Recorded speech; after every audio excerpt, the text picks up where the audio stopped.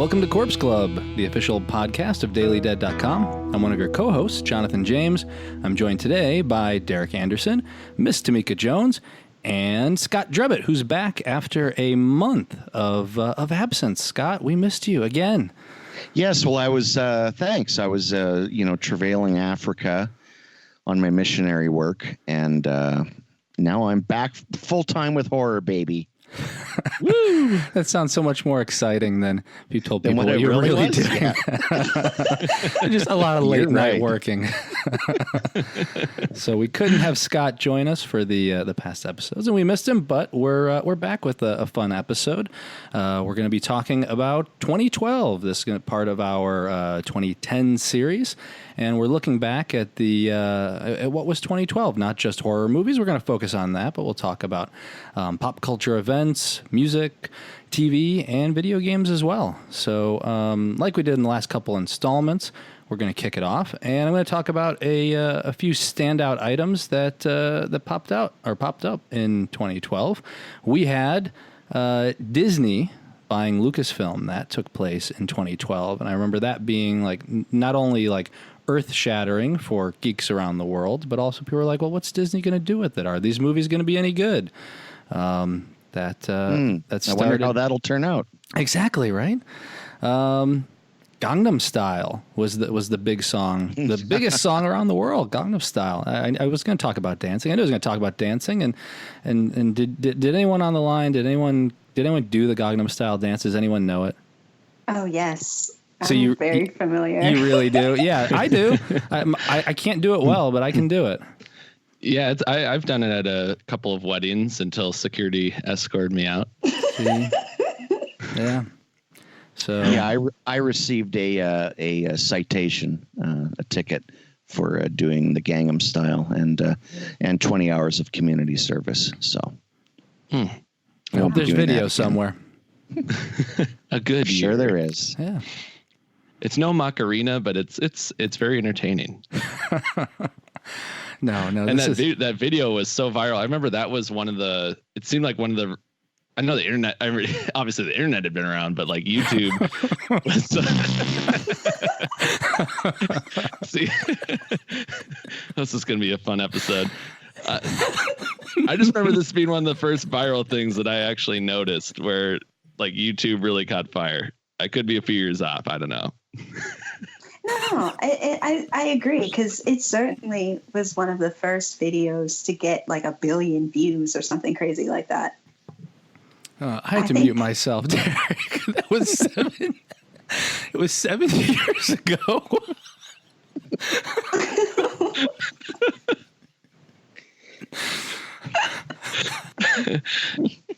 I really do need my Angry Orchard before recording. We might need our fact checker on some of these statistics I'm throwing out there about the internet, but plus or minus 20 or 30 years. Oh my God. Plus or minus 20 years. Somewhere in that range. Yeah. So yeah, Gangnam Style though. Yeah, no, it's true. I think it was one of the first videos to hit like 1 billion views. Oh, okay, so it did have something to do with the internet. I wasn't off about that. You're not. It's just that the internet had been around for a while before that. Yeah, this wasn't one of the first videos on the internet. Are you sure? Oh my God. What I do remember from this was, do you guys remember that they had then they had the mock Gangnam Style videos? I remember David Lopan Style. If you haven't seen it, you need to watch David Lopan Style. I actually think I've seen the Lopan mock video more than I've seen the original Gangnam Style video. Wow. I remember he was at Wizard World, like the first Wizard World in Minneapolis, and someone like freestyled that song in front of the whole audience when he was doing his panel, and that was kind of my introduction to it. That's kind of incredible. Yeah. And he does not disappoint in person. He is very funny and very much, I could see how he was such a standout character in that movie. All right. I love him. I have all his album. All his albums. Singular?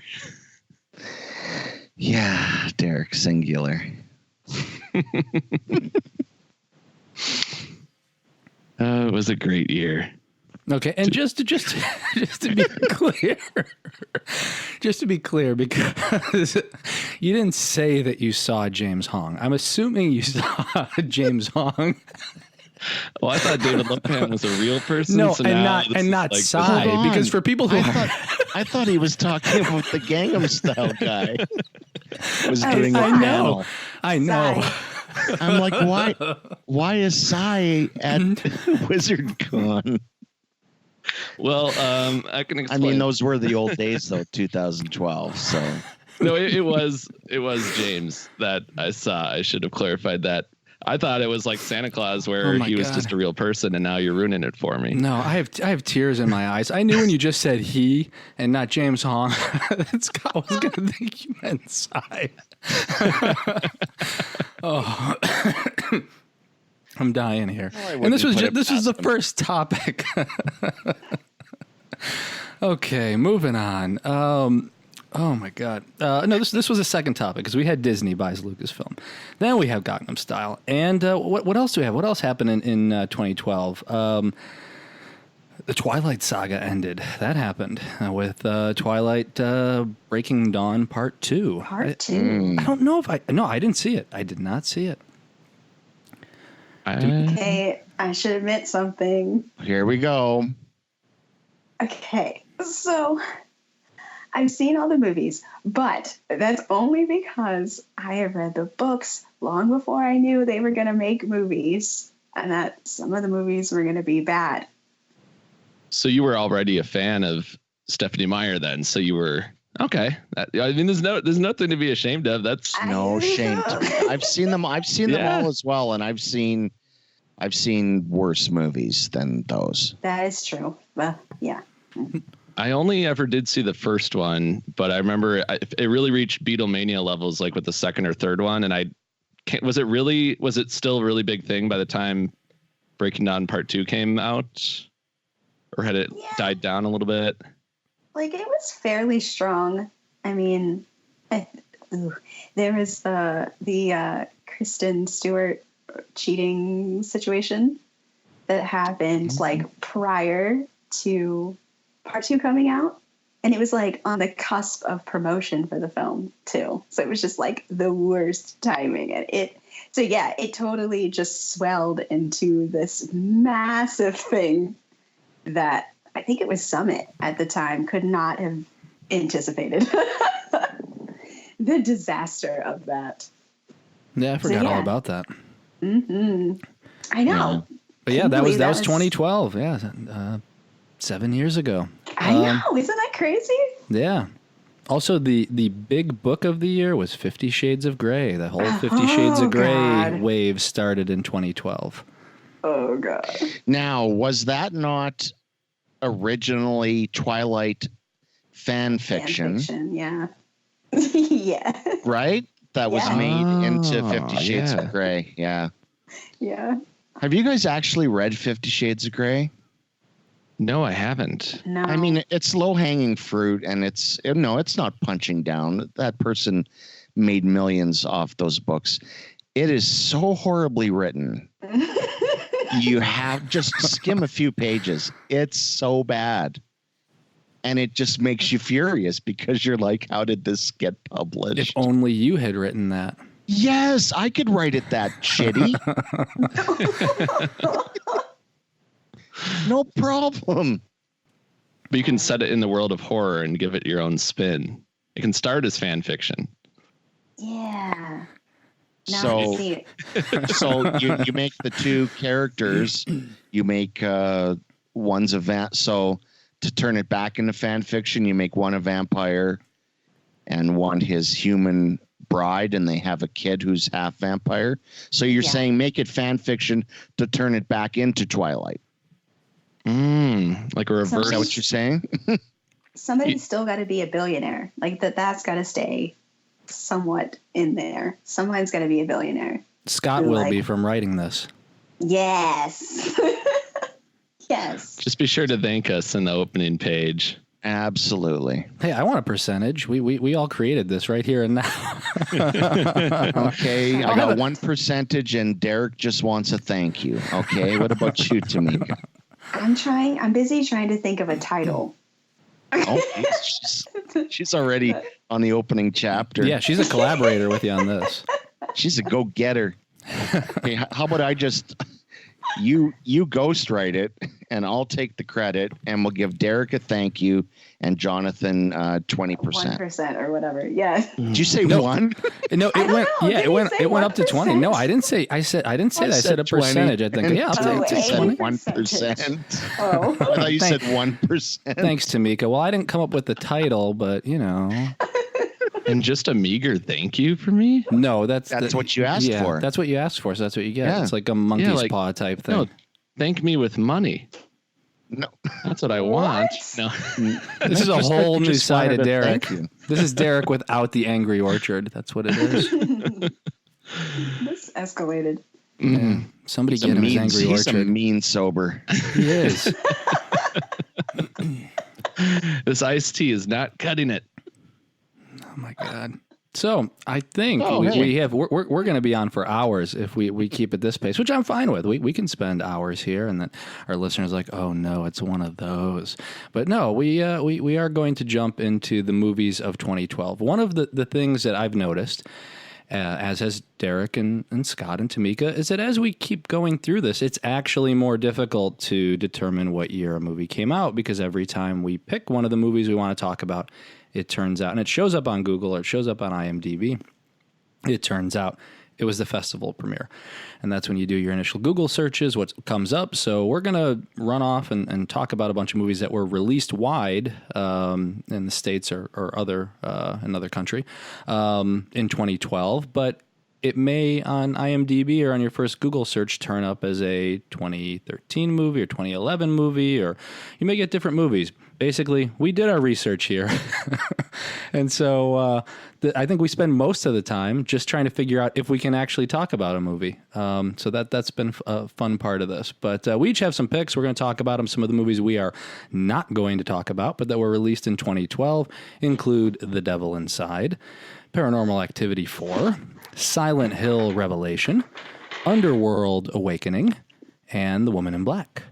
And so our picks are somewhere that's not in those movies. Scott, we'll start with you. What's your first 2012 pick you want to talk about? I think I'll start off with Sinister. Scott Derrickson's film. I believe it was his follow-up to The Exorcism of Emily Rose, if I'm not mistaken. Co-written with C. Cargill, and they, of course, did the Doctor Strange movie, and are, I believe, doing Doctor Strange 2. That is correct. Yeah, okay. All right. I'm passing so far. This was an earlier Blumhouse production, and this was one that I really knew nothing about going in. And it has a really great overall creepy vibe. It's about a true crime writer who moves into essentially a murder house, and he ends up finding these home movies and an old projector. And what he finds in them are the most horrific filmings of, I guess you could say, murders, or they kind of almost look like warped suicides the way that they're staged.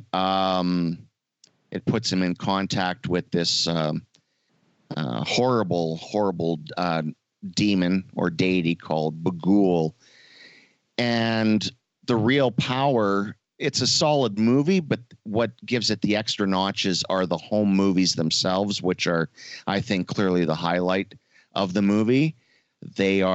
They were filmed in Super 8 to give it the old home movies look, and they are positively bone chilling, and they really set the mood and keep the mood going through the whole movie. The cast is great. Ethan Hawke, Vincent D'Onofrio has a little part, and Sinister. I'm sure most people have seen it by now, as it's a modern, horror movie. That's only 7 years ago, but for those who haven't seen it, definitely check it out. Yeah, this is one that really creeped me out and surprised me when I saw it in theaters. I was really shocked by how brutal they went with the ending. I did not see that coming. But I think the creepiest thing about it that you mentioned is the home videos that they find in the attic. I think it's super chilling, and that to me is the creepiest part of the movie. And I'm kind of surprised that we haven't seen more Sinister movies, to be honest. I know we got the sequel a couple years after this one, but would you call him Bughuul? I know they call him Mr. Boogie, but is that how you pronounce it, Bughuul? Yeah, I think you got it. Yeah, the 100%. The kids call him Mr. Boogie. Mr. Boogie sounds like Mr. disco. Boogie. But the deity, the pagan deity's name is Bughuul. Yeah, because he's such a creepy image that he has. That face that he has, I think, is so creepy. I think when I saw this movie, I thought we would maybe have 4 or 5 Sinister movies by now, but this one I think is definitely holds up, and the characters are great. And this was like when Ethan Hawke, he had done The Purge around this time as well. He had done this, and then he went on to do, I think he had come off of Daybreakers a couple of years before that. So he was doing a lot of horror genre films, and it was really cool to see him continue to do that with Sinister. And this was, really well directed and everything. James Ransone is Deputy So-and-so, who kind of became the main character in later adventures. So it set up a lot of cool stuff. I was really shocked with how it ended. That's kind of the thing that sticks with me the most. Yeah, for some reason, I don't recall Daybreakers, because for me, this was like the first horror movie that I had seen Ethan Hawke in, and it excited me so much. I thought, yes, I always say that when an actor I like does a horror movie, I always say, yes, one of us. So I remember saying that about Ethan, like, one of us, yes. It was such a good movie, and it's definitely one that I go back to and I watch often, because it's so creepy, and Bughuul is really like off-putting. And I agree, Derek, that ending, I did not see that coming, and I love that. I love when things are just not unpredictable, and I did not expect that. So yeah, I'm surprised too, because I was sure that there was more than the 2 Sinisters, but I'm not sure. I'm not sure how the second one did.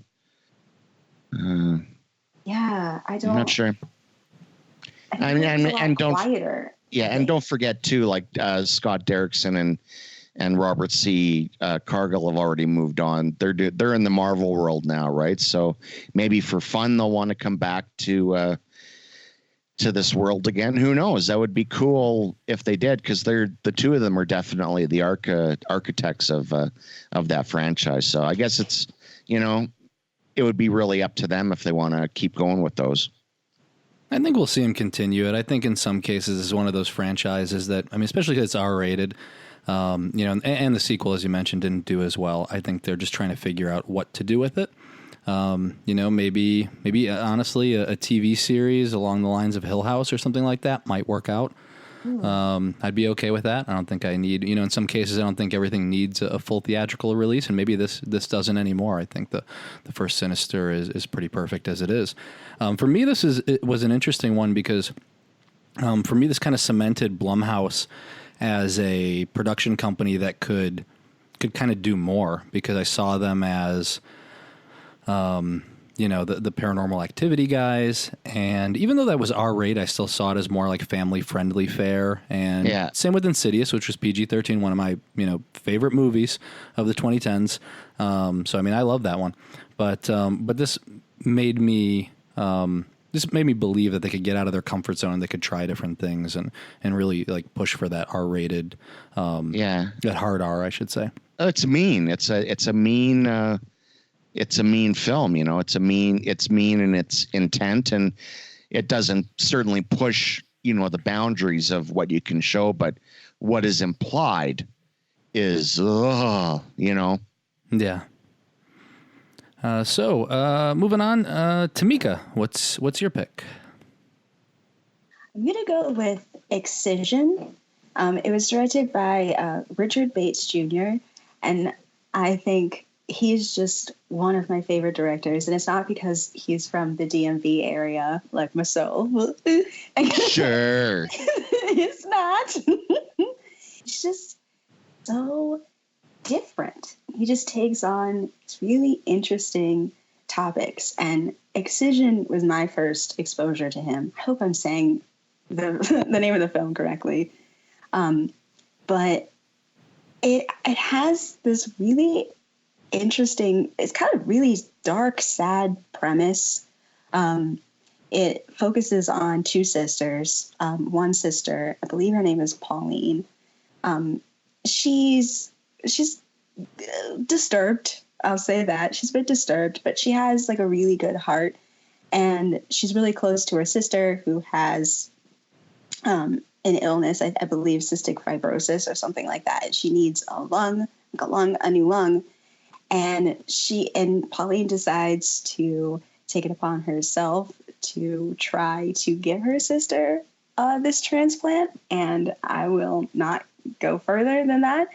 And it's just the most maddening film I've seen in a long time. I really don't know how else to describe it without really going into too much detail, but it's so it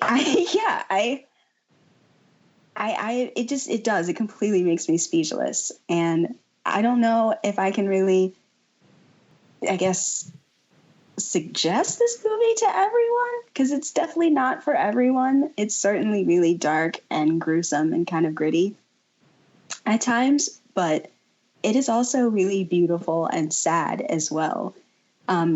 So yeah, I'm really glad that this actually did come out in 2012, because I would have been really sad if I couldn't bring up this movie. Yeah, this one is a gut punch of a movie. Some people might say it for an ending, but it's the whole movie. I saw it in 2012. I vividly remember watching it. I vividly remember covering it.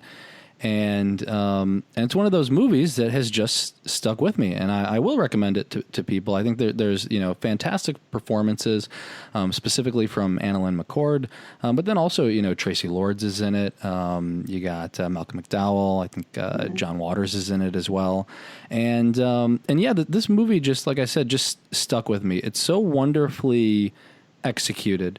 It's beautifully shot. It's well acted. It's just kind of the whole package, and not enough people talk about this one. I think there's a few films that we're going to talk about during this podcast specifically, but we also, what we're going to notice, because in this 2010 series, we're talking about movies. We already talked about movies in 2010 and 2011. As we get closer to now, we'll notice that some of these movies are more recognizable because they've been more available on VOD, because more people are used to accessing things via Netflix or Amazon, or it's on Hulu. But earlier in the 2010s, VOD wasn't the main way to get your movies. It wasn't as prevalent or as easy for horror fans to get access to these, and it wasn't as cheap. And so we find some of these gems, or I find anyway, that some of these gems in the early 2010s kind of get lost. So hopefully after listening to this, some people check out Excision, and hope you like it. Yeah, I haven't seen it. I'm looking forward to it. I've seen his later films. I really liked Suburban Gothic. I thought that was a blast. Is Excision, is his style of filmmaking, is it already there from that first movie? I mean, I would definitely say so. I mean, I think, well, I don't want to like what Tamika said. I don't want to give too much away. Oh, but, no. Yeah, but I would say just in terms of like his general style and like level of polish. Yeah. I'll only tell you the first 90% of a movie. The last 10%, including and where you want credits. a sequel to go. Yeah. Well, that doesn't count. That's not the same movie, right? And I'm with Scott. I have not seen Excision, and I feel so bad because, Jonathan, I remember you talking about this movie years ago. So it's one kind of like Kill List, where you suggested that I watch it many years ago, and I still haven't Kill List I did get around to watching. This one I haven't yet, but I really need to, because Richard Bates Jr. has established himself as one of those unique voices in independent horror, and it seems like each of his films has a really dedicated fan base. So why not go back to the beginning? And I always hear Excision as the one that really stands out too. So I'm looking forward to checking it out. Yes. Yeah, One of us. definitely check it out. Join us. Join us. Join us. But will I be the same after watching it? No, probably not. No, probably not. I heard the horn, Scott. Okay, Derek, what's your pick? All right. Well, this one I'm really excited to talk about. I was super excited when this came out in 2012, and that is The Collector, the sequel to 2009's. Oh my gosh, I already messed it up. No, I want to talk about The Collection, the sequel to The Collector. But I'd also love to talk about The Collector. But so The Collection, I couldn't help but say The Collector because that was one of my favorite movies of the 2000s. And so when The Collection was announced and got a pretty substantial theatrical release in 2012, I was really excited. I had stumbled upon The Collector, like in a couple of good friends of mine had a Blu-ray collection, and there are all these Disney movies. And then right in the middle, inexplicably, was a Blu-ray copy of The Collector. So I'm like, hey, can I borrow that? Love the cover art. Went home, watched it, fell in love with it. I'm like, oh, it's Marcus Dunstan and Patrick Melton, the guys who were behind like Feast and some of the Saw movies, the writers of that. And then Marcus, and this time was in the director's chair. So I love that about it. Love Josh Stewart's performance. Love the villain. Felt like a great springboard for this entire franchise. So flash forward a few years and The Collection comes along. So that was super exciting. Was anybody else as excited as I was when this came out? I was. I actually really like both those movies quite a bit. I really dug the first one, and I think the second one's just as good. Yeah, it's so cliche to say it, but it's the aliens of the collection of the Collector franchise, even though there were only 2 movies at this point. They just announced the third one, which I believe is called The Collected. So that's in the works now. And I believe it's going to be Dunstan, Melton, and Stewart all coming back. So, but yeah, this one, I really liked how they escalated everything. They really amped it up by bringing in the mercenary team. And this time so the first movie, The Collector was in the house of his victims. And then this one, they go into the Collector's domain. I believe it's the Hotel Argento, as a nice nod to Dario. And I just love how it feels like they're walking through a haunted maze. There's some great set pieces in there. It kind of felt like a Saw movie in a lot of ways. So I think Marcus and Patrick brought that influence with them. And there's some really good fight scenes too, because you have the mercenaries and they kind of know what to expect. You've got a bunch of badasses going up against each other. And it was really fun to watch the Collector take them all on. And I think there was a little more than he bargained for this time around, so that was fun. But there was some good action and horror in this one. So yeah, no, I like it because I like the Saw movies, and there's even a couple of them I love. But the tone, what it is I think with these movies is that the tone is a little bit lighter than the Saw movies. It's not as grim, and I think, because it also mixes more action based in the movie as well. I think that also kind of props it up and propels it and makes it a little different from the Saw movies. But yeah, they are definitely Saw-like. If Saw-light, I should say, or Saw-like. No, Saw-like. They are Saw-like, but it's like they took a couple happy pills to, up the mood a little bit, because they're not as grim, but they're as good as, if not better. And that dance floor scene too at the beginning of the movie, that's a showstopper. That really drew me in when they just take an entire dance floor of people and wipe them out, and you realize, oh, the stakes have been raised this time, because that's like 3 times the body count of the first movie. So yeah, I'll just throw in the spoiler alert for Derek's fans out there. Earmuffs. You know what you get when Derek starts. Hey, it's been out for 7 years, right? Yeah. Yeah. Yeah. That's It's close in the enough to trailer, 10. all right? It's in the trailer. But let me tell you about the ending, though. What I really liked about that. Okay, moving on. Surprised you didn't start there. So I promise that I'm going to keep this at around 45 minutes. So I'll stop myself at about the 45-minute mark. Oh, I know where he's going. Okay. Because in 2012, on June 1st, 2012 in the UK, and June 8th, 2012, Prometheus came out. And so, yeah, it's Prometheus, man. It's been weighing heavy on me since I knew we were going to talk about it this episode, because we talked about Covenant, and everybody knows of my ups and downs with Covenant, and we haven't talked about Prometheus. Didn't we? Not in detail. I feel like Okay. I feel like I haven't gotten it out.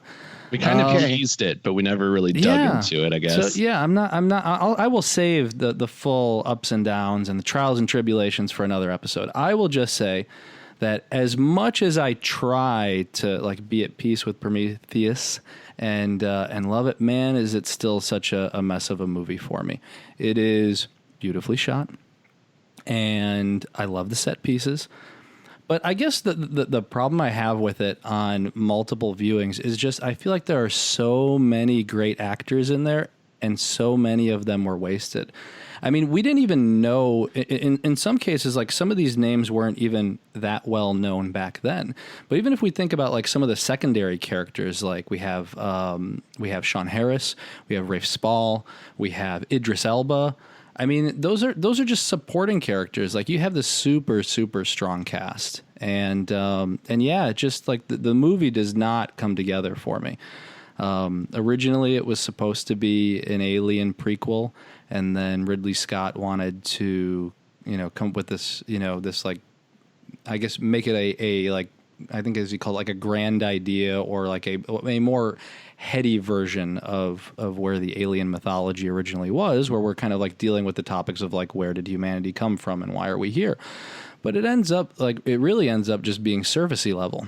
So we end up with this weird, like, is it an alien movie? Isn't it an alien movie? And obviously they couldn't correct it enough in Alien Covenant, but yeah, I put this on my list. These aren't our favorite movies. They're just movies of 2012. So like this one's, stuck with me, and I still have a tough time with it.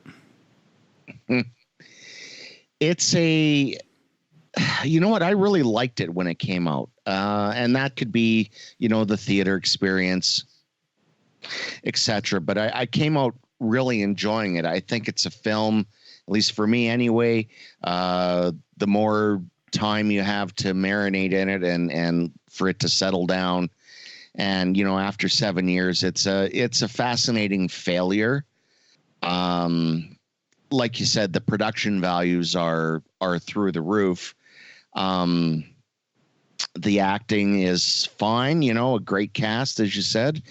It's really stupid, and if I'm watching a Ridley Scott alien movie, or supposedly alien based movie, I don't want stupid. And these are stupid people who say stupid things and do stupid things. And that wasn't the case in his, of course, his original movie at all. Those were smart people, making scared decisions. And this is just it's just got stupid stamped all over it. There's something for the poster. Yeah, I mean, it's one of those things where, and we've talked about why Alien works. It works because so many different people came together and exceeded in their area and made something great. It was the sum of everyone coming together, and obviously Ridley's helming that ship. What was very apparent, and if you hear Damon Lindelof talk about it, he didn't feel, or maybe he just didn't have, it wasn't a good partnership between the two. And maybe it was because he grew up on Ridley Scott that he wasn't like, hey, Ridley, we should be doing this instead. Like, this doesn't work. And when you run into creators or directors, some of them are not great directors and writers. Some of them can manage that. Some of them can't. And I think in this case, it's one of those things where, like, not having Dan O'Bannon, not having a super strong writer, it just killed the story. Like, Ridley knows what he wants to do, but then we don't have the level of polish that we usually see in his movies. And like you, Scott, I remember really liking this when it first came out. I was writing reviews for a site called Tuesday Movie Men that my friend and I were doing. And I remember writing an almost perfect review of the movie and running into someone at class the next day. And they're like, was it really that good? And I'm like, oh, yeah, it was awesome.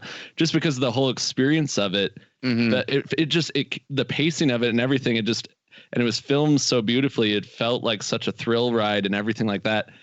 In the moment, it felt so captivating. And then, like you said, the more you think about it and realize what these characters did and the engineers and what Ridley is trying to do and how they're inserting this alien piece, it just kind of became more and more of this jumbled hot mess. So I remember it just didn't sit as well with me, but I remember walking out of the theater feeling pretty starstruck by it, but I also wasn't maybe as well versed in the alien lore as Jonathan was, so I wasn't immediately angry by some of the decisions that were made.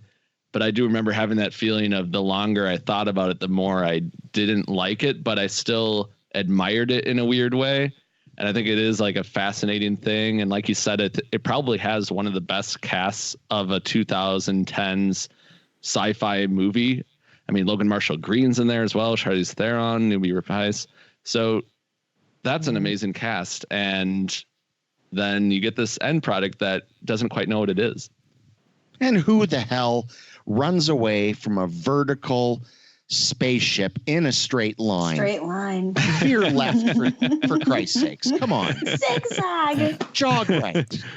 And there's so many weird decisions with this. I'm gonna stop in a minute, but there's like with Guy Pearce, like one of his like best scenes is actually not in the movie. It's where he's young Wayland, and again, kind of like what they did with Covenant, like you have to like watch these videos before the movie that provide some extra context. And even then, there were these subplots that kind of went nowhere, and they kind of hinted again, like they say that this movie has like the DNA of Alien is something that Ridley Scott liked to say, but there's weird things that really don't pay off, or you can see where things got ejected in the script. Like originally the planet was supposed to be LV-426, and that the engineer ship that crashes is supposed to be the ship that they end up visiting in the original Alien. Well, that didn't end up happening, but the crash still happened pretty much exactly the same way, and you end up with this derelict spacecraft. And then you got the weird thing with Vickers, with Charlize Theron's character. Is she a robot? Isn't she a robot? And with no payoff. I didn't mind the mystery there, and I didn't mind actually a lot of the mysteries that the movie had, and I guess maybe that, in retrospect, is part of the problem. Like, I think, and I might have even said this in my original review, and I may have said this on the podcast already, but I would have been okay with Prometheus if Covenant had, I don't even know if it had to fill in those gaps, but if it was a good continuation of that story. And we eject those characters. Numi Rapace, her character is basically gone in Covenant, as we know.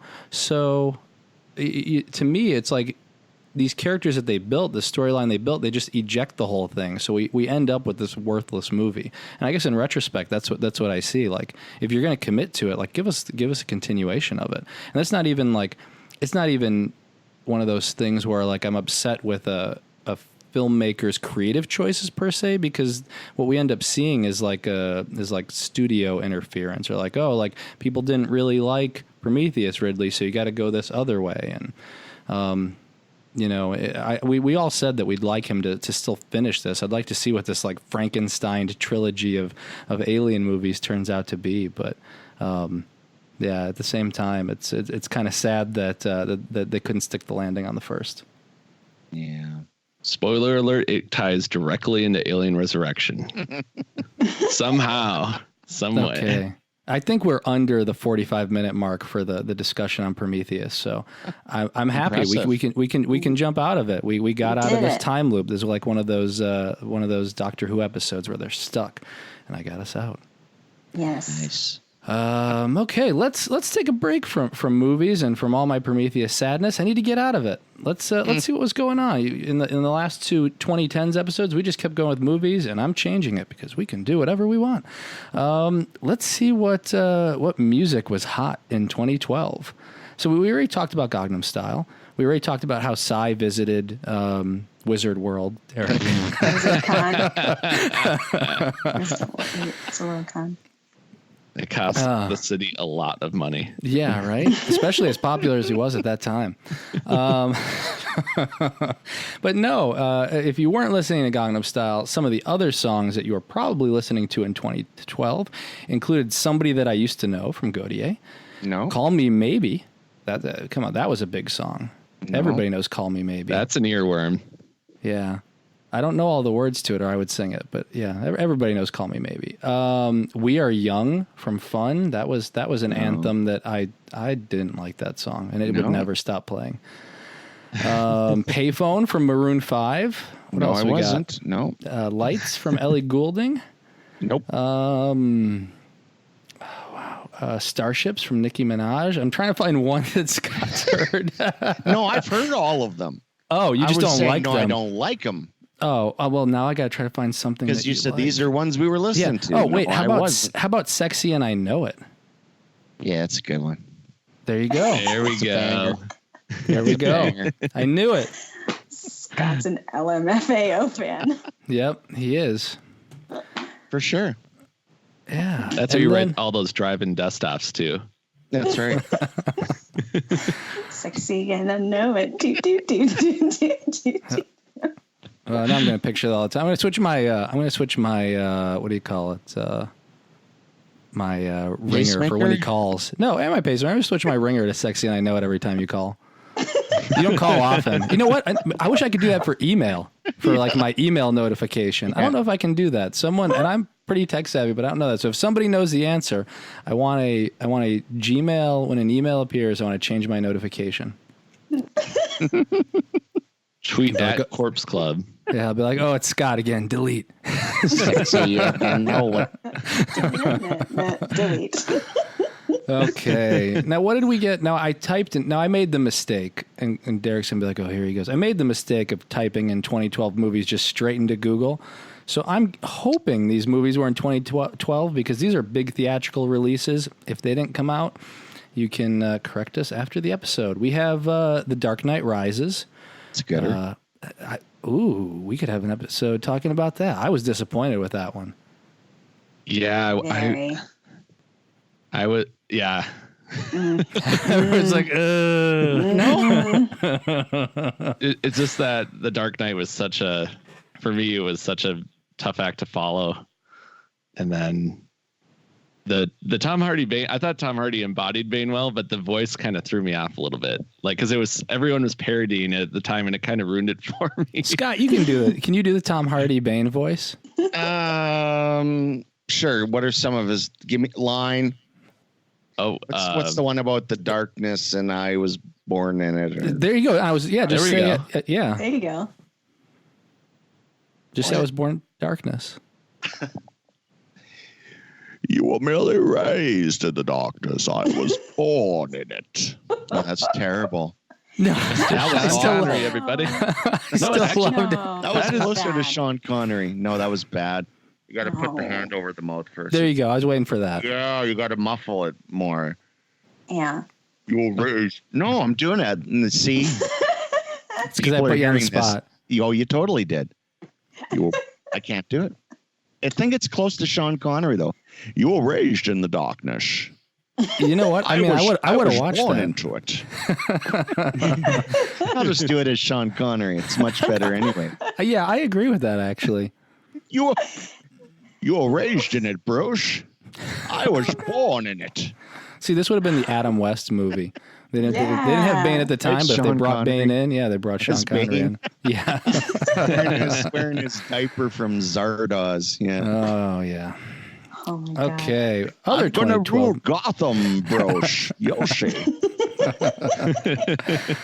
Oh, see, I knew you wouldn't I'll disappoint. show you and your little boy Wonder too.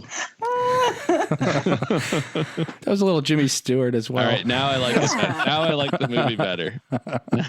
You've convinced me. Yeah. Say Okay. and your little dog too, but as Bane or Sean Connery. And your little dog too. That's good. We got all kinds of sound bites. So anybody who wants to make clips of this, please do. Actually, anybody who wants to take Scott's audio and put it over Tom Hardy's clips from The Dark Knight Rises, I will send you a Corpse Club package with T-shirts and everything else I can find. Oh, do it. Do it. Make it go viral. Yeah, I need to hear Scott's voice over Tom Hardy's Bane. I am going to. You guys keep talking. I'm going to look up the speech that he does, and then I'll do it. Sounds good. Nice. To be I will continued. do it as Sean Connery as Tom Hardy Okay. as Bane. Other 2012 movies that are not horror related. We had The Avengers. It doesn't seem like it was that long ago, but the first Avengers movie, and actually it is one of my favorite Marvel movies still. I think it's very rewatchable. Came out in 2012. We had Skyfall, one of, I think a lot of people consider it one of the best Bond movies. And there's another song for you too. Yeah. Adele's Skyfall. Yeah, big song. Once Upon a Time in Hollywood just came out, but in 2012, Tarantino released Django Unchained, which I'm actually, I was talking about this recently because I obviously just saw Once Upon a Time in Hollywood, and I was saying that I actually have not revisited Django since I first saw it in theaters. I liked it when I saw it. I haven't seen it since, so I need to correct that. Yeah, I've seen it once and it held up for me. Yeah, it was like Hateful Eight. I've seen a few times, but I mean, I don't know. I really liked that one, and I took a few people to see it where I think I was with a group of people already. Everybody who needed to see it was with me for the first run, so I didn't have to go see it again. Silver Linings Playbook, Life of Pi, Looper. What else do we have? Lincoln. The first Hunger Games, did it really come out in 2012? It says it did, and I believe it. Wow. The Hobbit, An Unexpected Journey. Yeah, I have not revisited the Hobbit movies either. They were one and done, along with The Amazing Spider-Man, the second series of Sony Spider-Man movies. That was poo. Yeah, man. And I really liked Andrew Garfield as Peter Parker. And Yep. I liked the Spider-Man costume, but Mark Webb just wasn't able. I don't know if it was the story. I don't know if it was some of the characters. I don't know what it was. We'll just say the approach overall just didn't work. You know what I'd say? And I haven't seen those movies in a little bit, but just thinking about it, I mean, they just did not follow. They didn't stay true to the comics, which is what Marvel Studios does so well. They may update, they may make changes, but it still feels very much in the spirit of the comics. And I really didn't feel that about the Green Goblin storyline. They were trying to build to the Sinister Six. I just didn't really like any of what they were doing. I was still. Okay. Oh, you Sorry, got it. go ahead, Derek. Oh no, I was just saying. I was still holding out hope for that Spider-Man 4 that we never got at that point. Sam Raimi. Oh, yeah. After Spider-Man 3, I was good with the departure. But there were, from the sounds of it, it was a lot of, like, Sam Raimi didn't have as much control, or that he was it sounded like he was forced to do things because they wanted, like, it sounded like Venom was kind of forced in there. Yeah, that's what I remember hearing. And so, yeah. So I mean, if he's not enjoying it, if they're not enjoying it, it's in some cases it's best to part ways. You're not going to do better than Spider-Man 2. That's still one of the best superhero movies ever. Oh, totally. Now, speaking of superheroes, want to set the scene. We're at the battle between Bane and Batman. And so to set the scene, we need to have literally nonstop Hans Zimmer music playing for every second of the movie without any pauses. And then so Bane, wah, that. The Inception nonstop. Okay, and then Bane says, "You think darkness is your alley, but you merely adopted the dark. I was born in it, molded by it. I didn't see the light until I was already a man. By then it was nothing to me but blinding." And scene. Claps. Woo! Thank you. Thank you so much, The Scott, Oscar goes for gracing to, us with your presence and performance. You're welcome. and the O scare goes to. That was impressive. That was spot on. I forgot how Bane has those little details in the voice that are just so, I don't know. It's like I remember when the first trailer came out before they fixed the audio, and you felt like 90-year-old people in the theater looking at the person beside you going, what did he say? What? Yeah, Yes. he definitely added some additional inflection at those in but his it voice. was so muffled you couldn't. In the first trailer it was what? Huh? You know, and I know this has been mentioned to death, but I mean, they did have some audio issues with their heroes and villains. Like Batman sounded fine. Christian Bale's Batman voice was fine in Batman Begins, and then the Dark Knight is like, "Oh, Batman," and you can't hear anything. It's like. I wonder why they didn't, because this isn't on him. He's trying different voices. It's the same thing with Tom Hardy. They try it. The director's like, hey, this is probably not working. It'd be like Christian Bale, I don't know what you're doing, but you need to tone down that growl like 25%. It was the fear factor, but then he was doing that in Batman Begins, like he said, and then he just took it up 10 octaves. Yeah. The Dark Knight Rises, yes, it's a little bloated for sure, but I really like Tom Hardy as Bane. I really like Christian Bale. I like the resolution that it has with Alfred. The only thing, and people hate me when I point this out, is, as I said, the literal nonstop music that goes from the first frame of the movie to the last. It doesn't stop. It's in every scene. Every single scene there is music playing, and it drives me nuts. I'm definitely going to revisit that one. I could never get over the fact that when Heath Ledger passed away, that we never got the actual intended sequel. And I think that always kind of overshadowed the movie for me. So I think, you know what? Dark Knight Rises was another one and done movie. I haven't seen it since I first saw it in theaters. So there's good stuff in it. And Anne Hathaway is really good as Selena Kyle, I thought. And there's also a connection to the collection, believe it or not. Does anyone know what that is? Josh Stewart? Yes, as Bane's right-hand man. Yeah, somehow I remembered that. Because he actually works with Christopher Nolan. I believe he did the voice of the spaceship in Interstellar. So Stewart works with Nolan quite a bit. Or at least in those two movies. Yeah. Mr. Facts. Get it, Derek, Mr. Jeez, Facts. He's a fancy lad. And I do remember, for anyone who loves Stargate SG-1, that Christopher Judge has a role of a bad guy, and he's fighting Robin. I don't remember what Robin's name is in Chris Dark Knight Rises. No. In Dark Knight Rises, what's his name? Chris O'Donnell shows up. Joseph Gordon-Levitt. Yeah, but Christopher Judge is fighting him. Yeah. Did you mean that? Yeah. Oh, okay. I thought we were going back to the 90s there for a second. No. Okay, I'm pulling us out of this Batman and superhero time warp we're in, silliness, so that we can get back to horror movies. Because what kind of podcast is Corpse Club if we don't talk about horror movies?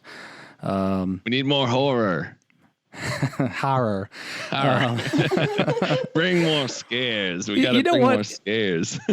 I haven't mentioned this, but you know how many times that I like when I like my wife will be talking to people at work, or I'll be telling someone that I meet for the first time what I do, and I'll be like, "Oh yeah, I write about horror movies," and they're like, "What?" Because they immediately think I'm saying horror and not horror. And so like I'm going, like Christy's like, "Oh, Jonathan's at, we're going to go to a horror convention," and they're like, "What?" And like that's immediately where everyone goes. So we started doing like Danny DeVito and like It's Always Sunny in Philadelphia. He says horror. So we figure that like when we tell people like we're going somewhere, if we're just like, yeah, we're going to a horror convention, like they immediately like they might question the accent, but they know what we're saying. They're not going to immediately go to horror. And I don't think with that, I don't think we're getting the explicit on this episode. I feel like this is a age appropriate topic. It's good old fashioned family fun. It is. Okay, let's get back on topic here. I don't know who took us off the last time. We're picking our horror movies. We have 2 picks. We've only gotten through one of them for each of us. Tamika, you're up. Okay. So my second pick is a really interesting slasher movie called Smiley that I actually discovered. I was given a screener. I felt so professional. I was so proud of myself. Oh my gosh. And I still have it, actually. It's a good movie. But it's about this like internet myth where if you are on, do you guys remember chat roulette? This is something that was really popular in 2012. Look at Derek hopping right on. Yeah. Oh, sure. that was me. I do remember this. Yeah, like chat roulette. So it's kind of like that. So, if so the characters in the movie are participating in this like chat roulette type I guess website. And the legend goes, if you say I did it for the lulz 3 times, then your partner, like the person you're chatting with, will get murdered by Smiley. And Smiley is this like killer who wears it's like a mask that's made out of skin, and it has a smiley face carved into it. It's super gross. It reminds me, it's got Leatherface vibes, and that's always just so cringy. So that really got me having to stare at that mask throughout the film. This movie sounds disgusting, and where is it currently streaming? I remember this. Google Play and YouTube can rent it for $2.99. Apparently, sounds like a bargain. There you go. Yes. Okay. There is actually some really good kills in the film, and it's one of those movies that plays on like what's popular at the time and kind of, I guess, taking a piss, at like phrases like lulz, for instance, saying that, or like chat roulette type things, or, slasher movies, or, things like that. And they're actually, I realized just now, because from looking at the cast, Shane Dawson is in this movie. YouTuber extraordinaire, Shane Dawson. So I find that to be really interesting because it just fits so appropriately. I am in with what the movie is trying to unpack. Wait, what? Blowing away into the wind. Scott doesn't know who you're talking about. I don't know. Oh, Shane Dawson. Yeah. He does a lot of conspiracy type stuff now. And also he does like. He tries to, I guess, do exposés on other YouTubers who do really bad things. And I guess it's a way to kind of like make them look better. Like they're sorry now, like forgive them. He's kind of doing that right now. See, Scott, you gotta know your YouTubers, Scott. Come on. Come on. She doesn't. No, I have a niece that she has a Twitch. Okay. And, but she's seeing a doctor about that. Whoa, hey! Oh my god! No, she actually does have a Twitch though, and that's That's as close to technology as I've been. Yeah. Okay, fair. She's a video gamer. Very cool. That's cool. Well, why would I say video gamer? I could have just said gamer. Right? An electronic video gamer. An electronic video gamer. An Atari gamer. The kind you plug in, that you plug into your tube. Like Scott. Pitfall and those games? Like Pitfall. The Journey video game from the 80s? No, I had golf. I had golf and Space Invaders, Pac-Man, Centipede. I had Centipede, Frogger, and but none of the not like the Halloween or the Texas Chainsaw Massacre games. No, I remember seeing those advertised, and I think in Fangoria they were advertised, but no, never had them. It's okay, Scott. It's okay. I remember Smiley because of the poster art, because like when you said that face and I looked it up, I immediately recognized it because it is a really creepy face. Just the it's like a flesh, like it's all like just a wall of flesh, and then there's the lines and the blood and all that stuff. I remember that face, so I never saw the movie, but I never really forgot about it either.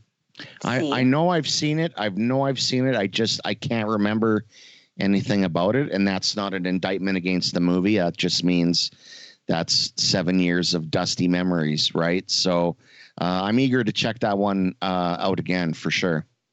Yes. Dust it off, Scott. Jonathan, no. You haven't seen it either? Oh no, I'm staying silent on purpose. Oh, come on. So there's a couple. No, I don't mean it in a bad way. It's because usually if I stay silent, it's because I feel like. Actually, there's more things. Usually it's because I'm just listening to everybody else talking. That's really what it is. I'm like, this is a really interesting conversation. And then I forget that I'm actually supposed to be a participant. That's probably the leading cause. The other one is that either I don't like it or I haven't seen it, or you've already said everything I was going to say. In this case, I haven't seen it. No, he calls it stinky instead of smiley, just so you know, Tamika. I've heard him. Yeah, I was texting that to Scott. Sorry. Yeah. It's hurtful. He said Tamika picked frowny. And so they did it on Chat Roulette. So they did it before like the unfriended webcam movies that we would see later. So they were taking advantage of according to me, the early days of the internet. Yeah. Oh my God. Yeah. They're like in between Brain Scan and Unfriended. That's a really good catch, actually. Because like that's really become its own kind of subgenre. Those I guess what you would call like screen capture films. Screensaver cinema. Yeah, screensaver cinema. Oh. Trademark that. Put it on the Wikipedia page. Okay, typing in screensaver. Got it. Okay, we are moving on. We're mixing it up still. So Derek, you're next. Ooh, okay. So for my next pick, for my next trick, I'm going to go with another sequel. And I can't rhyme anymore, so I'll just continue talking. This one, I'm sure you all remember it. It is Resident Evil Retribution, the fifth entry in the Resident Evil franchise. Scott, I can sense your excitement already. Retribution. So this is the one. I literally started searching for this one because I remember like the first 3 titles, and then after that, I don't know which one's I've which. still only seen the first one. So which one is this, Derek? Okay, so this is the one where stuff happens and things go bad. But so really, this is the one where it's a little bit of everything from the franchise that happened up to that point, because Alice, Afterlife, the 4th film, ended with this massive fight on like an aircraft carrier with the Umbrella Corporation. And basically that fight happens at the beginning of the movie, but then Alice kind of like wakes up in this suburban house and it's like nothing ever happened. And she's got a daughter and her husband is there.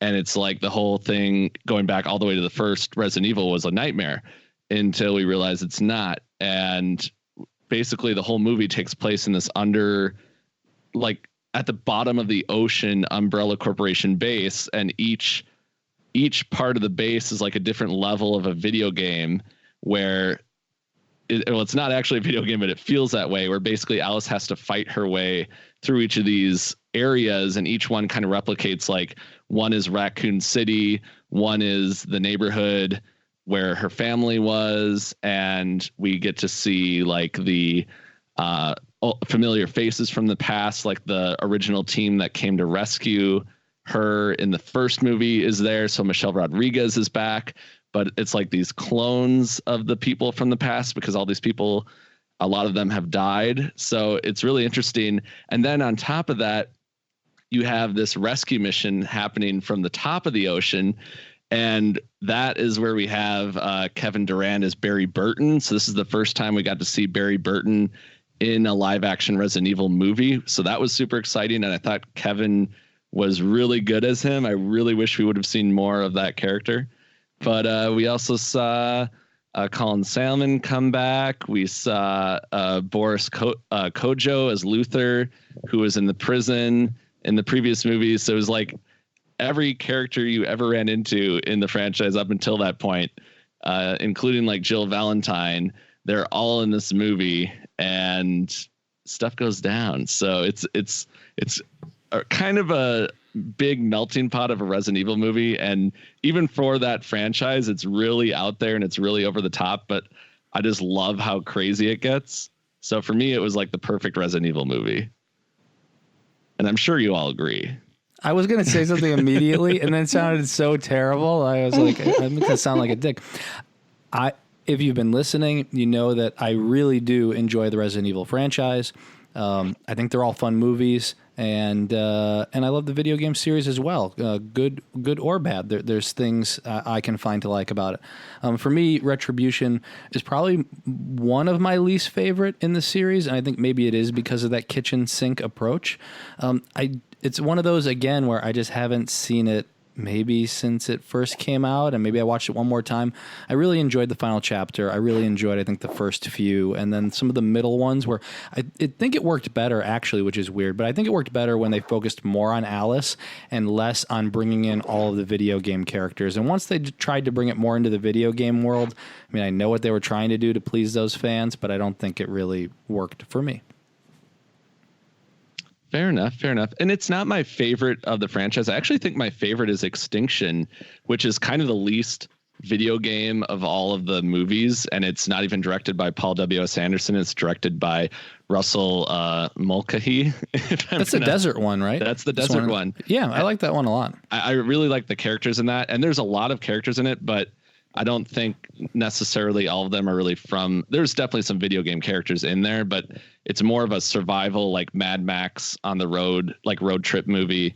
And a lot of the other ones are in the Umbrella Corporation bases. But Retribution, it was really fun just because I loved, like, they killed off so many great characters in the first 4 movies, but especially that first movie, that it was so great to actually see some of those people come back, even if they were trying to kill Alice this time around. I think Michelle Rodriguez was playing 2 or 3 different characters because there was a good version of her character and a bad version. And so she got to play in that sandbox again. And it's really, there's really a lot going on in it. Not all of it works, but I think enough of it does where if you go along for the ride, it's worth the trip. I know Scott hasn't seen this one. Tamika, have you seen this one? Okay. This is my thing with the Resident Evil films. Oh, wait, you're going to take them all down right now? No, I'm just kidding. No, I I'm love just the messing. first No, you can take them all down. I don't care. I'm just messing with you. The first 2 I really enjoy, actually. And I always defend 2. But no, I've seen them all. But I damned if I can remember what happens in any of them. Fair enough. It all kind of blends together at a certain point. Yes, they do after a while. Because Retribution is the one in 3D, right? Because there was one they made in 3D. I think, well, Afterlife was the one that they really marketed as 3D. Oh. And that was right, because Afterlife came out in 2010 when it was like everything was 3D. I think Retribution, you could still see it in 3D. So it was still shot for that format. Oh, okay. See, again, yeah. Yeah. And this was the second to last one in the franchise. And the curious thing, too, is that there was a 6-year gap between Retribution and the final chapter. So it almost makes you wonder, like, was it received in a way where they didn't want to immediately move forward with one, but it still made a ton of money. Like, all these movies made so much money at the box office. Mm-hmm. So maybe it was more like, I don't know if it was Mila and Paul wanted to think of how they wanted to end the series, because they probably didn't want to end it just with Retribution because it's so all over the place. But yeah, it is kind of curious that they kind of went from making one every couple of years to then having a little gap too.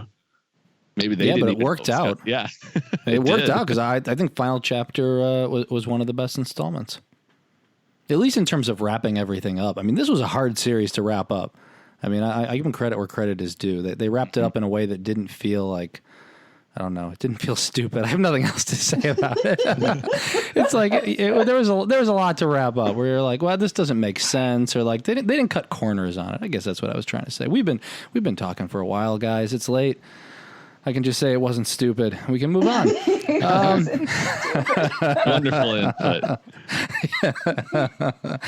My expert input right there. We're going to take a little break, not an actual little break, but we're going to take a little break from talking about our movie picks. And everyone's like, geez, would you just end it? Because we have video games. We can't forget to talk about video games. We have 2012 video games. So a few of the games that came out, I wanted to call out. We had the Walking Dead video game, the Telltale series. That started in 2012. And that was a really exceptional series. Even if you didn't like the Walking Dead TV show, I mean, you could have played the video game as a standalone if you're a fan of zombies, good storytelling, the Walking Dead comic book series. And it kind of brought back that, I don't know if it's necessarily point and click, but maybe the more story-driven video games. And then, Telltale, unfortunately, they ran into financial problems, but they had built a company and a great number of games around it. Skybound took it over so that they could finish it up, but definitely worth checking out if you haven't. Borderlands 2 came out in 2012, and we're getting Borderlands 3, I think, later this year.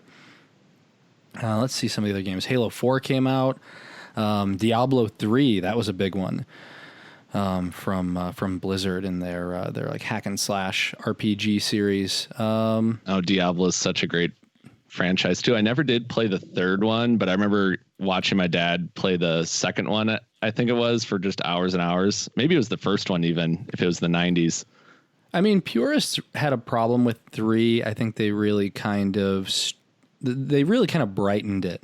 Whereas like the first 2 really did have a darker tone. It seemed like Diablo 3 at the time, if I recall correctly, the complaint was that that the mechanics were dumbed down a little bit and that the game was kind of too overall.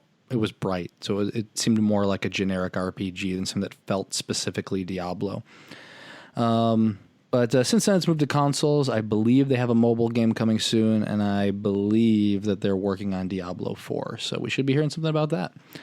Darksiders 2 came out in 2012. They remastered that one and put it out for next-gen consoles. So if you haven't tried that one, that's a lot of fun, especially if you like the first one.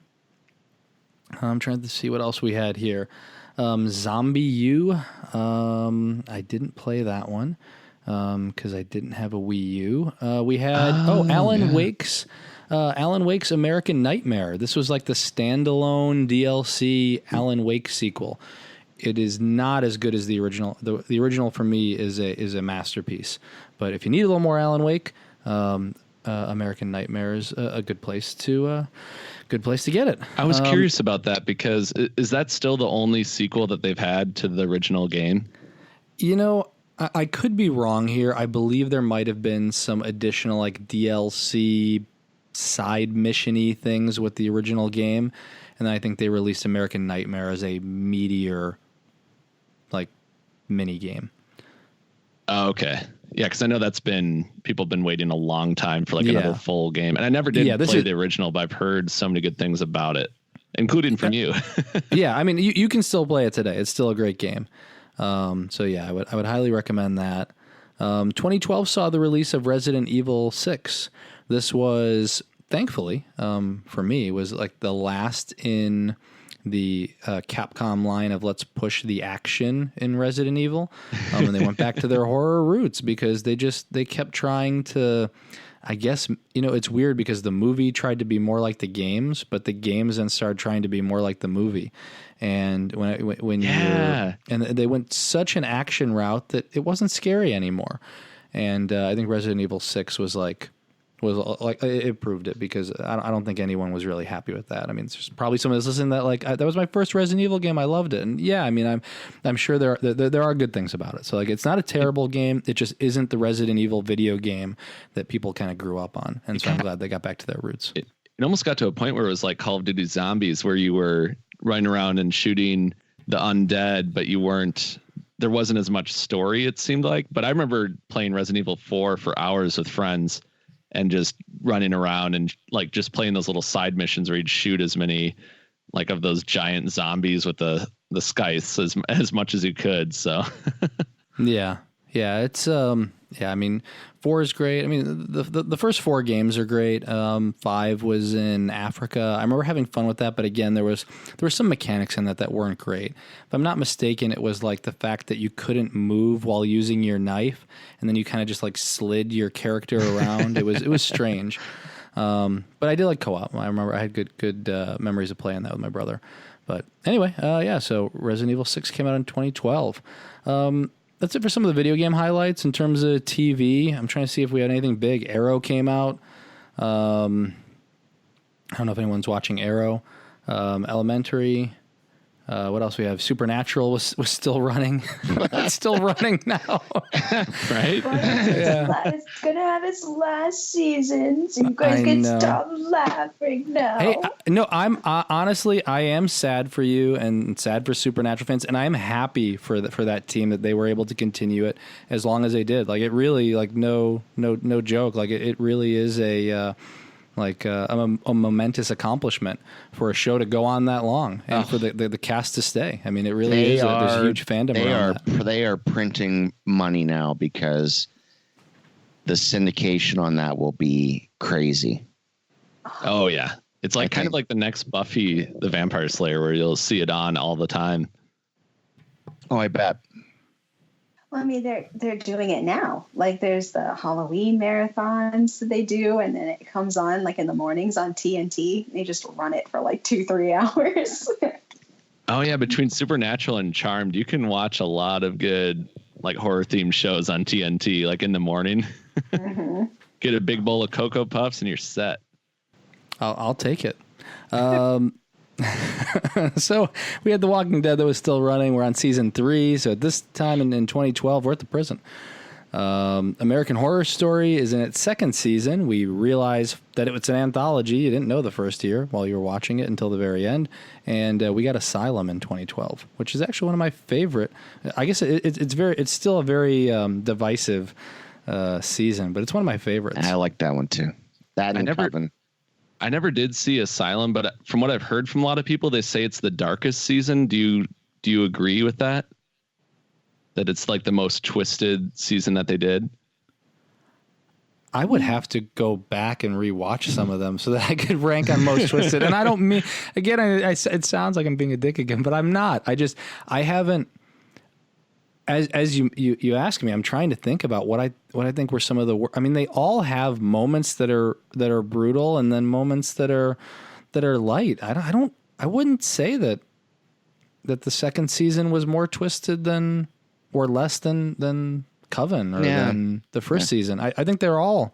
I mean, they all go into like a more into darker realms, and they come out. Well, I think Coven has a lot of humor in it.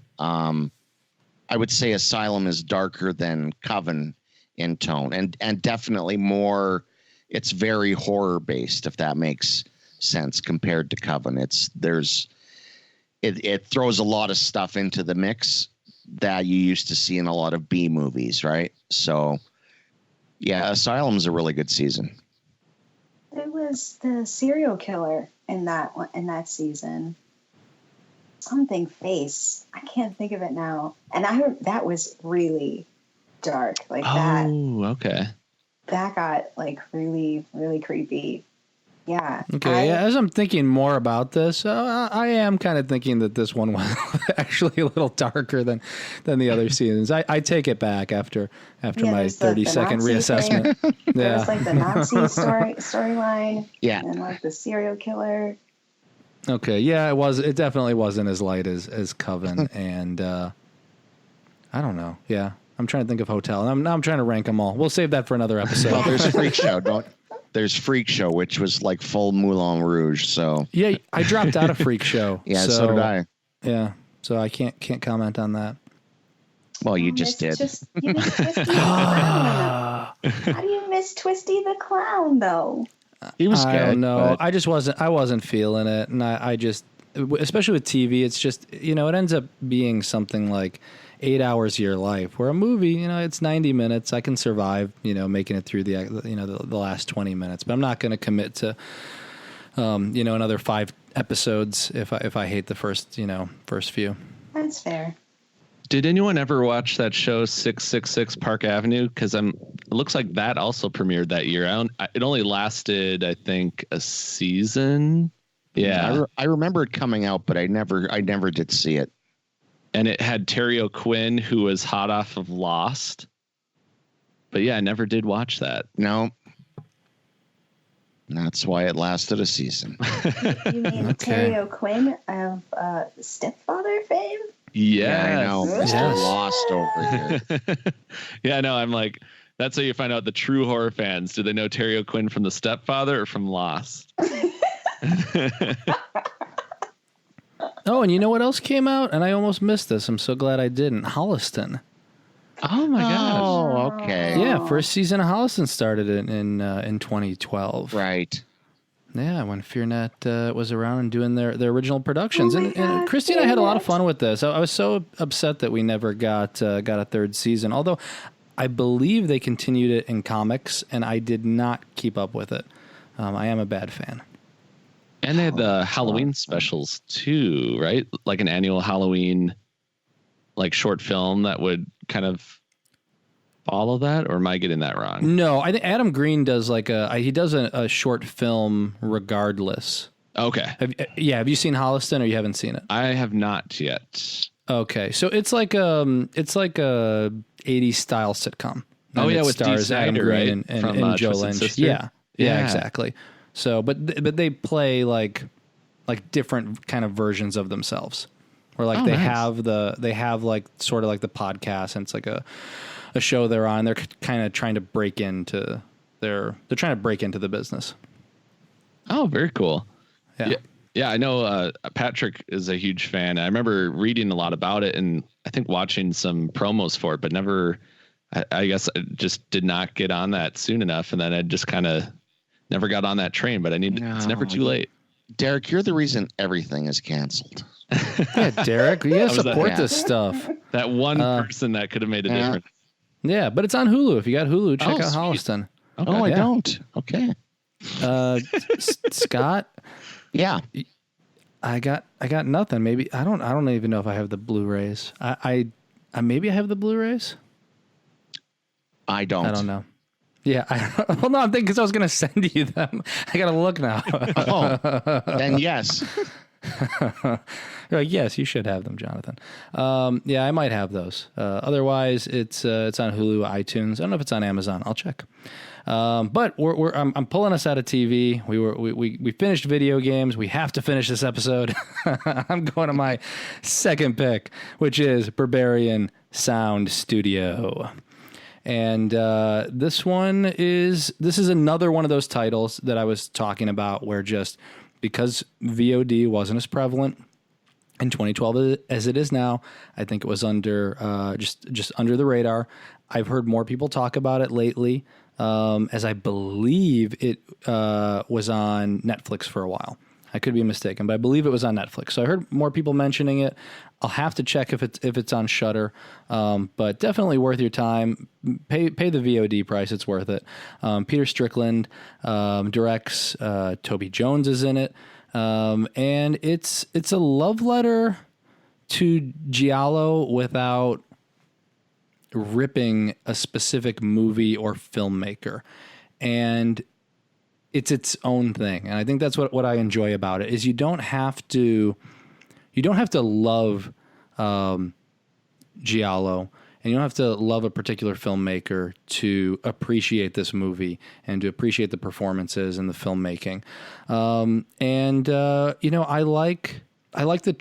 really do kind of enjoy the like trippy, like introspective, like character shows up, doesn't know what's going on, and you kind of are as confused as the character is.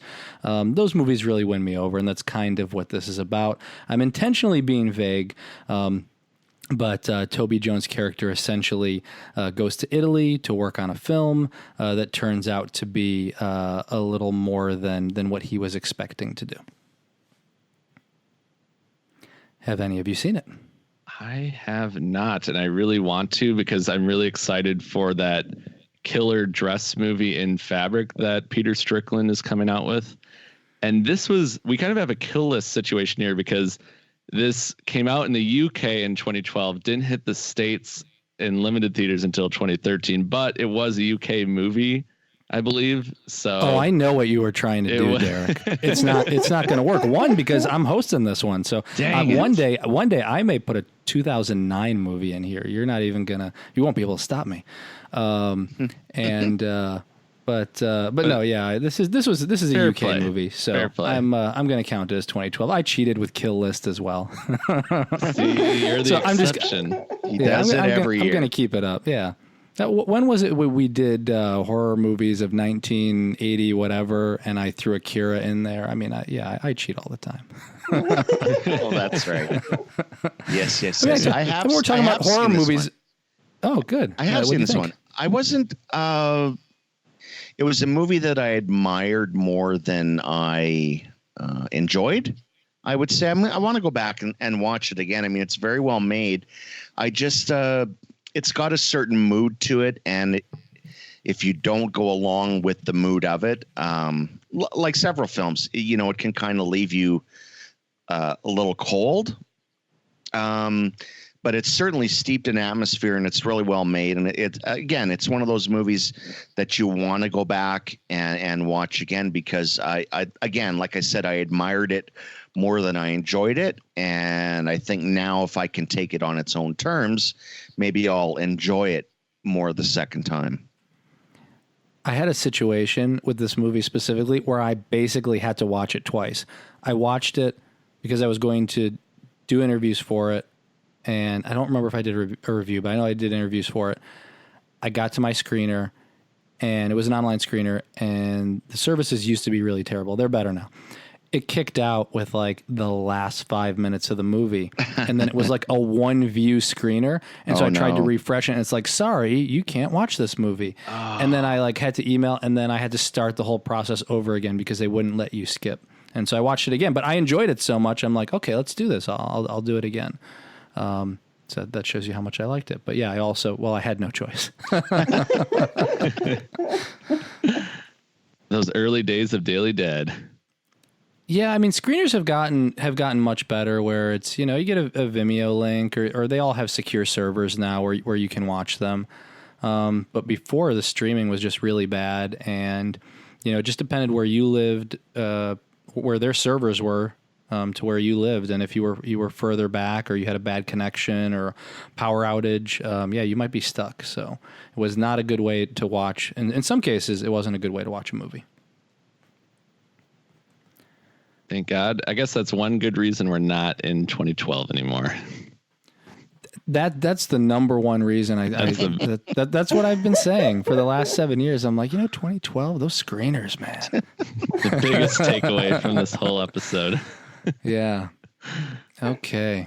So Scott, you're taking us home. You're closing us out. Second you got the last movie. You got the last pick. What is your last pick? The Cabin in the Woods. How did I know? Well, again, this was a movie that I went into knowing nothing about. I went in cold. other than who was doing it, right? With the Joss Whedon co-writing it with the director Drew Goddard. That was all I knew. And man, oh man, it's the kind of movie that just makes you appreciate that there are movies. When, it starts out and those titles get slapped on the screen with Richard Jenkins and Bradley Whitford when they're talking, and right off the bat you don't know what you're watching, and then it flips to the college students who decide to head out to the proverbial cabin in the woods, and all of a sudden they're besieged by monsters. And then when you find out that there's a connection between the guys working in the building and the monsters out in the cabin, it was just kind of mind-blowing in the best way to see such creativity on the screen. And it's meta, but it's not the characters so much commenting on the meta-ness, other than the ones who are pulling the strings. But it's really a tribute to, I think, horror fandom and the complicated relationship, I think, between, creator and audience. It's just, the monsters are so good. The effects are great. The performances are good. It's a funny movie. It is just, it will, I think, always make a best of list from here on out. Since it was released, I know it has. Every list you see of the best horror films of the last 20 years or so, it's always on there, and I think it's kind of got a permanent place now. Isn't there isn't Chris Hemsworth? This was before he was Thor, right? I think this was just before Thor. Yeah. Right. So you get a pre-Thor Chris Hemsworth. Yeah. Well, this was filmed pre-Thor. I mean, this filmed back in 2009, and it just sat until they, once he was cast as Thor, I think they kind of used that as kind of the marketing push they needed to get this out there.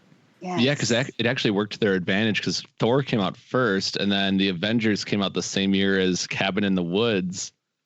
Strangely, is that right? So, yeah, so they were able to market it as, hey, Thor is in this movie, but he looks a lot different because he doesn't have long hair, and this was a couple of years ago. That's a hell of a marketing line. Right?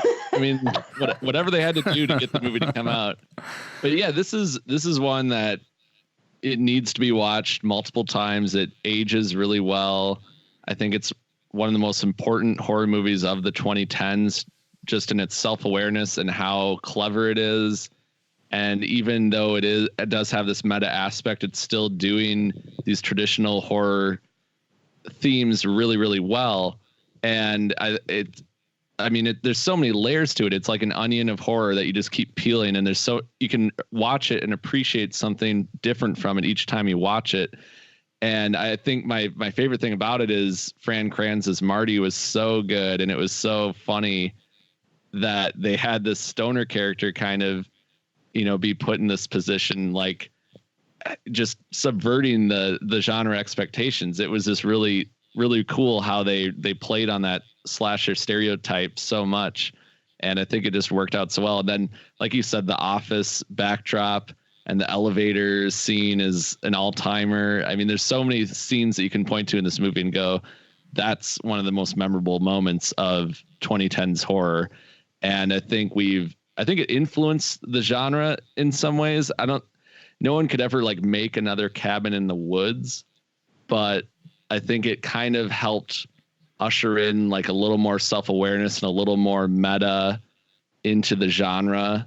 And I think the genre was never quite the same after this movie. And it's hard to really pinpoint what effect it particularly had, but it really changed, I think, the way that generation looked at horror, especially maybe kids that went to see this in high school or something. Like that was their movie that completely kind of changed the ball game for them.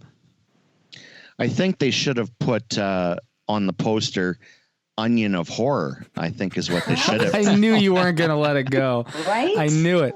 If you didn't bring it up, I was going to. But you bring up some good points with this. I mean, I do think that this movie maybe signaled that it was okay to have fun with your horror movies. I think we had that stretch where we got so serious that I think we've gotten to a healthy mix now where it's not just one type of horror that's sustaining the industry. It's everything. But I think that, we had waves before, and maybe this was the first kind of break in that. Say, hey, it's okay. Like people can enjoy different types of movies. There are people who can be okay with The Collection or Saw, and there are people who can have fun with something like this. Yeah, and I think the difference is, compared to the scary movies, is that this wasn't silly. It was clever. It was, like you said, you could have fun with a movie, but whereas the scary movies are a parody of a horror movie, this is a horror movie that comments on horror movies, but not in a silly, parody way. I think that would be, the big difference. And that's why we'll still be watching Cabin in the Woods, for quite some time. It's beautifully said, Scott. Thanks, Tamika. You're welcome. I started peeling the onion of horror.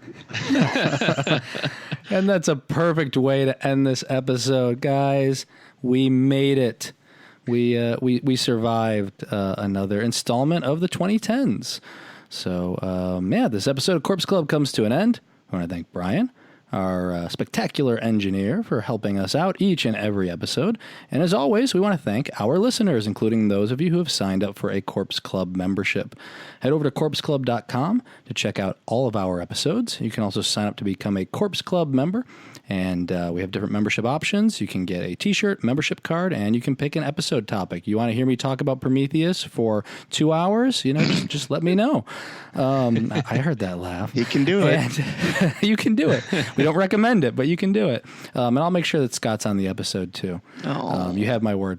Don't forget to rate and review us on iTunes. Every rating and review really helps. You can also find us on Google Play, SoundCloud, iTunes, and all of your favorite podcast providers. If you want to get in touch, you can reach out anytime at contact@corpseclub.com, or on Twitter, we're at Daily Dead News, we're at Corpse Club, and on Instagram and Facebook, we're under Corpse Club. Thanks again for listening, and until next time, stay scary.